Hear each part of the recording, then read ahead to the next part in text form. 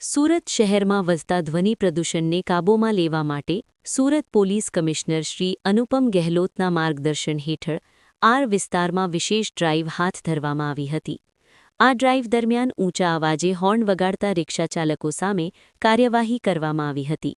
ધ્વનિ પ્રદૂષણ ફેલાવતા હોર્ન રિક્ષા પરથી ઉતારવામાં આવ્યા હતા તેમજ કેટલાક વાહન ચાલકોને મેમો આપી દંડ ફટકારવામાં આવ્યો હતો।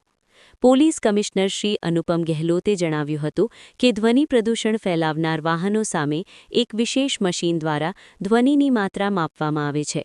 120થી 150 ડેસિબલ સુધીનો અવાજ ઉત્પન્ન કરતા હોર્ન ધરાવતી રિક્ષાઓના હોર્ન કાઢી લેવામાં આવે છે અને કાયદેસર કાર્યવાહી કરવામાં આવે છે।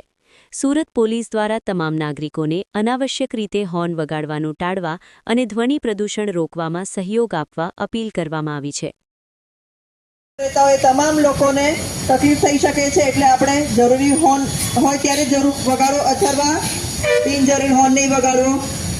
આ બીઆરટીએસ બસે પણ લાગુ પડે છે, સિટી બસે પણ લાગુ પડે છે, બિનજરૂરી હોર્ન નહીં વગાડવો।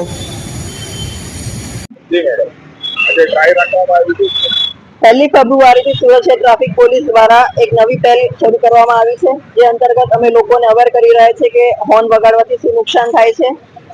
અત્યારે ગોટાલવાડી ખાતે અમે લોકો હાજર રહી અને લોકોને પ્લે કાર્ડ અને માઇકથી અમે લોકોને જાગૃત કરી રહ્યા છીએ કે ભાઈ બાળકો જ્યારે સ્કૂલમાં ભણતા હોય ત્યારે સતત હોર્ન વગાડવાથી સ્કૂલ પાછળ હોર્ન વગાડવાથી એમને ભણવામાં વિક્ષેપ થઈ શકે છે।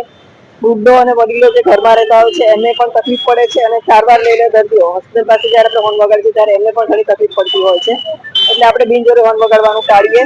તમામ સુરતવાસીઓને સુરત શહેર ટ્રાફિક પોલીસ અપીલ કરે છે કે આ અમારી પહેલમાં આપ અમને સહકાર આપશો। આપણે એક ટેવ બનાવવાની છે કે આપણે બિનજરૂરી હોર્ન નથી વગાડવો, જરૂર હોય ત્યારે જ હોર્ન વગાડીએ અને સુરત સિટીને સાયલન્ટ સિટી બનાવવા માટે આપ બધા સહકાર આપશો એવી અમે અપેક્ષા રાખીએ છીએ।